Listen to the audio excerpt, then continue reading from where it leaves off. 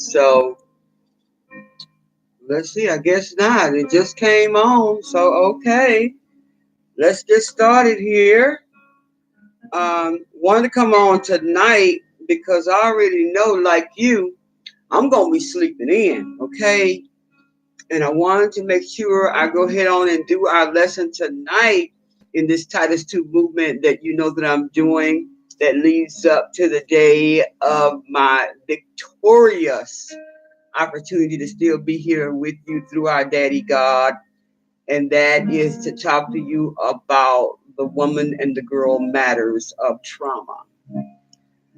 Now, you know, I don't wait on anybody to get on here. I just start talking. So whoever get to see it, bless our Daddy God into glory. He is to be glorified through it all. Now, I know a lot of you all are getting ready for your holiday experience. Look like we're going to have a lot of rain going on, but blessed be to God that maybe you can do family, okay? And so tonight, as we've been talking about in the series that's going to lead up all the way through up until September the 7th, which is a day after I got shot, so I can keep giving the devil black eyes and putting my foot on his neck and letting him know, you see, it did not work. Our Daddy God is still in control of you, even devil. And so, in the Titus 2 movement, we're talking tonight briefly of the system of the situation that we've been talking about in regards to those four-letter words and these four words that I told you that we really need to be focusing on to be effective teachers for those women and young girls who are suffering in these areas, for us to be effective, elders or Titus 2 women to be effective in helping them come out of these clutches. And those are the lust, love, pain, and past. I pray you continue to write those down so we can continue to try to see how Allah is going to help us to help these women. Being a survivor of much, and to God be the glory, not still in those places, I wanted to make sure I had an opportunity to share with you tonight so that I can have my Labor Day experience as well. Because on Labor Day, before I was shot, I was working that day.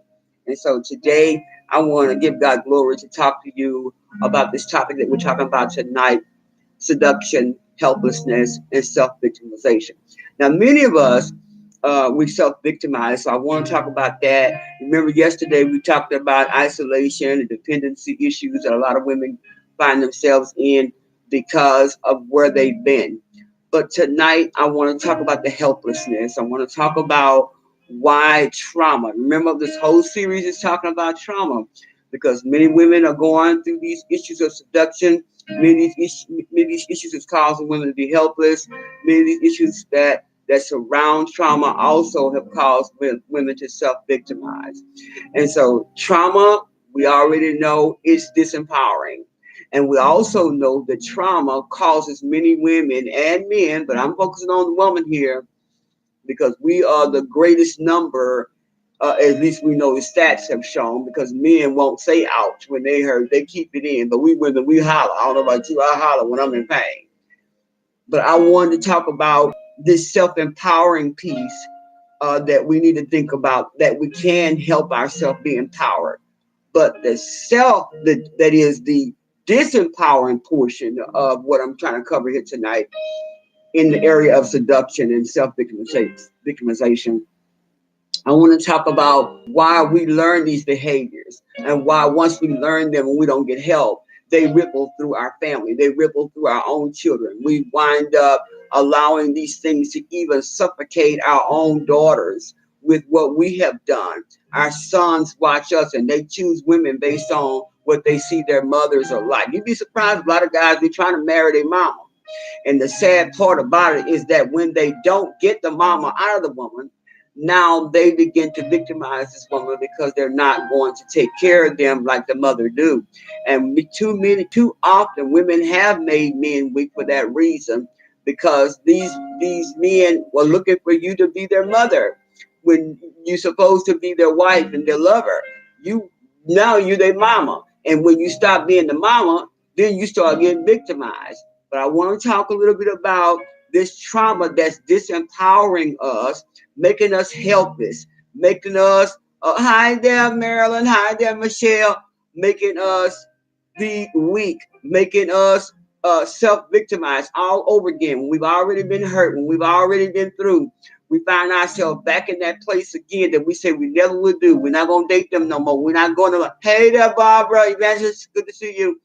We don't allow this no more. We're not going to tolerate this no more. And so everything that we think that we're trying to keep our daughters from, hoping that our sons won't wind up with this type of relationship, like that the girl is in this place. But we wind up that way because, we don't get the help we need. But this helplessness, we become in this place where we become very seductive in many ways. And some of the seduction don't necessarily have to be sex. Now, you make sure you tune in tomorrow because I'm going to be talking about the subject on tomorrow, which is very, very necessary as it relates to people who use sex and love as escapism. And that's important for us to talk about love addicts and sex addicts. And I want to talk about that tomorrow because a lot of people are suffering in their marriages, silently suffering, a lot of women, because their husbands are in this place. And you'd be surprised at how many stats are quiet with women who are sex addicts.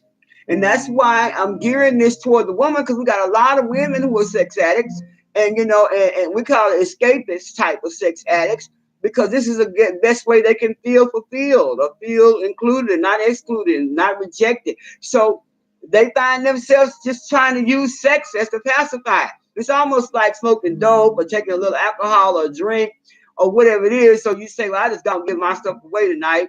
I'm gonna go on sleep with somebody because I'm mad at him, because he done left me or whatever. So, you just start to do this escape type of sex. So we're gonna talk about that and see how critical it is that we take a good look at this, because these diseases that they coming up with, we back in our day, we say they got the heebie-jeebies and everything else. But what it is, these diseases that are coming up with now, there's no name for them. And the simple name, if we really think about it, is just simply sin. And that's what the name is. It's the repercussions of sin. And you're not going to have a name for it, but you are going to go through the process of sin. So it's very important for us to understand why God is trying to get us to see those areas in our lives that we self-victimize ourselves. So let's talk about just a little bit tonight on this trauma that's disempowering us in relation to self-victimization and seduction. And so in my notes here, I have the issue that we kind of talk a little bit about in regards to yesterday, how we sometimes have this avoidance type of personality where we go to the extreme, where we go to the high or we go to the low. Find the only coping mechanism that we know how to do. Either we're going to be passive aggressive, or we're going to be weak, or we're just going to be plain silly, do this silly stuff and wonder why the relationship is not working, or wondering why the marriage keeps going on the rocks. Okay. But that is because many of us find these self-protective ways that we think is working for us, and actually we're self-victimizing ourselves because we never dealt with the real reason why we're hurting and doing the stuff that we do over and over again. Whether it's constantly controlling him, whether he's allowing you to control him, because how they say, for peace sake, so he'll allow it to go on. But my main thrust of this message tonight is to get you to understand that you've got to know that this helplessness is going to keep you in this place because you think that there is no hope when there is no help. But the devil crazy. Remember, he's a loser too.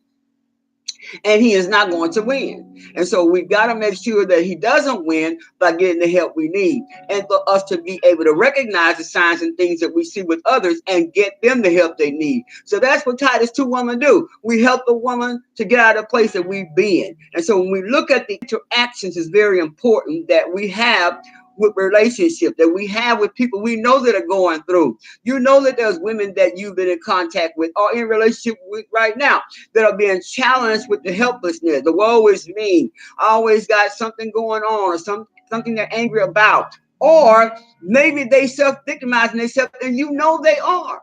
And you won't say anything. Well, woe unto you. Because you won't even tell your sister, no, don't do that. Why you want to do that? Why you want to hurt yourself that way? And they go about their business. you know. And I was having a conversation today with somebody, and I was telling them, they were saying, well, why do you think people do that? Why do you think people want to do that, saying? I said, let me tell you why I believe that I did. Because one thing, I believe that the whole time that I was trying to find a way to get back at the guy if he cheated on me, or if I found out about something he did, behind my back, whether it was not with a woman or not, I found a way that I would make sure that he would know that he's going to pay. And what happens to me is that while I'm trying to sleep and go to bed with ways of trying to trap him or make him pay for what he did to me, what ultimately happened to me in my mindset, I went to bed with hell on my mind, woke up with hell on my mind, thought about how I was going to get him back. And many of us do that in sister-girlfriend relationships. And we wonder why it's not working and why we so emotionally are traumatized. This is why it's so important for us to look at the trauma that we do to ourselves. And so we got to look at, why am I feeling helpless? Why am I feeling that I really, really want to be seductive in the things that I do so I can make sure that somebody love on me? We'll get into the real deep part of the love part on tomorrow. But I want to kind of talk about the passive aggressive ways that, unfortunately, before we know it, this helplessness, it creates situations that continue on in the relationship, and it makes either the person get sick and tired of you woeing me. Because guess what? You might want to face the fact that men love strong women. But the part of the strongness, what happens is that men and women that are strong are very Jezebelic. And when these women that are strong like this, the men, as soon as they don't give them what they want, or the things don't turn out from these strong women after so long, and things start going, dwindling down and don't be where it needs to be, they're going to dump you and look for another strong woman. Why? Because men, most of them that get strong women, they have an Ahab mentality. They want to make sure that you do all the work, you do everything. And that's why a lot of these young girls are in this position today, because of what they watch us do. I know I'm talking to somebody. They watch us make the man weak, take care of him. Many of these children watch you. They already know he at home while you at work. You coming home with your feet swole, and he at home kicking back, smoking dope, and ain't working nowhere. But yet he can sex you up real, real good and make you feel real good, and dine and wine you probably on your own money that you probably gave him allowance and stuff to go get a job, and he ain't going looking nowhere. I know I'm talking to somebody. And I'm not here to talk about and degrade no men, but I'm here to talk to these women that's been real, real silly. We need to look at some things that's really going on and know that your children, meaning particularly your daughters, are watching you doing this silly stuff, doing these things that are very seductive, bringing in these relationships that are seductive. And many times these seductive behaviors are looking like you're being submissive, looking like you are having a relationship that is supposed to be modeled for your daughter and your son. But in actuality, it cannot possibly be when you're in a helpless state. Mm-hmm. God help us, trying to slow it down. And so here we are. I felt that tonight was important for you to chew on this information before we go to bed, so you can start thinking about how you have learned some things that need to be unlearned, how you've allowed some things to be in your life that you need to move out, that you need to get prayed out, that you need to fast out, that you need to go and repent about, so that God can help you to get out of this mindset that you've been in way too long. You've been comfortable too long. And I thank God that I have the boldness to talk about it. Let me share a couple other notes about culture, because we're the black woman. We so used to being in a culture to watch our mother. I talked about me being in a culture to watch my mother and invite us, and that's why I wound up marrying a man who was very, very abusive, because I watched my mother be beat. I watched my mother in these places. So I did too. I figured she made it stay with my daddy, I should be able to stay with my man. And so the way we are in these cultures that we teach our children through these models, and then we look at how we self-injure ourselves, so then they go and they do this too. So most time women of color who self-harm themselves we experience difficulty in assessing what we need to do to become strong, what we need to do to look at ourselves, what we need to do to be able to make our family, our children understand our mistakes so that they won't repeat them as a vicious cycle. And then as you look at the best approach, is going to always to try to make sure you do something about the matter. Don't just keep talking about you're going to leave. Don't just keep talking about you're not going to do it no more. You need to demonstrate that thing. We have a tendency to always say, "Oh, I ain't doing that no more. Oh, now it's over now." But the kids look up, had the fight, the house tore up, and things are broken everywhere. They're in their room trembling with their own trauma, and then the next thing they know, they wake up, he's eating breakfast. After you done knock the windows out the car, you can't get to work. I know I'm talking about. And so many of us who are saying that I want to remove this shame based, this helplessness stuff from me, but many of us are still there. And so in this, we have this anger that's bottled up that's causing us to feel helpless. Many of us, we have a passive aggressive type of behavior mindset. And before you know it, this thing unfortunately continues to go on and on. We create situations that are very vulnerable for us. And then our children are watching us and they become a vulnerable type of mentality with relationship that they have. And before you know it, these kids are angry and they start fighting everybody that's connected to them. So they don't know anything else but to be seductive. They don't know anything else to be manipulative. They don't know anything else but to let the man come back after you to beat you or sex you up or taking your money or tow their stuff up. So they gone on build their relationship too. Why? Because they watch their own mama do that. They watch their own daddy be with these women who they know that are seductive and not going to be anything to them. They can't be my mama. They can't be my daddy. Because my God.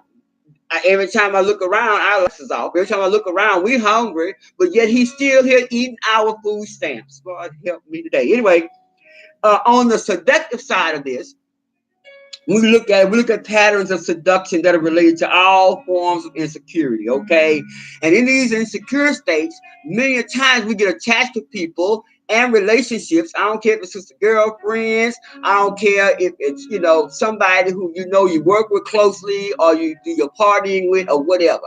But many of those relationships are insecure relationships, and so people that are insecure, they're attached to anything that say you love me. That's why you don't want to miss tomorrow when I'm talking about that escapist type of relationship that is in the sex realm where we have become sexual. I call it flesh addicts. And we're going to talk about the flesh addicts on tomorrow. And anyway, so as talking about some people being in this seduction mode, this gives them a sense of control, a sense of mastery over the relationship. So therefore, now I know how you tick. I know how you feel. I know what makes you want me to do something for you, or I know how to hold this little dainty over your head. So this way you're going to do what I want, or it won't get done. The devil is crazy. The devil is stupid. And why should we stay in this place of helplessness? Why should we stay in this place to make us feel vulnerable or self-victimize ourselves? Because we don't believe in ourselves. We don't believe in what people think that we can do based on what they need from us. Why do we allow that to go on in our lives? Because our minds are not set to be holy. Our minds are set to be victimized based on our flesh. And so until we continue to really, really do an assessment on that, we're going to always have a problem. So for some people, seduction gives a sense of control and mastery.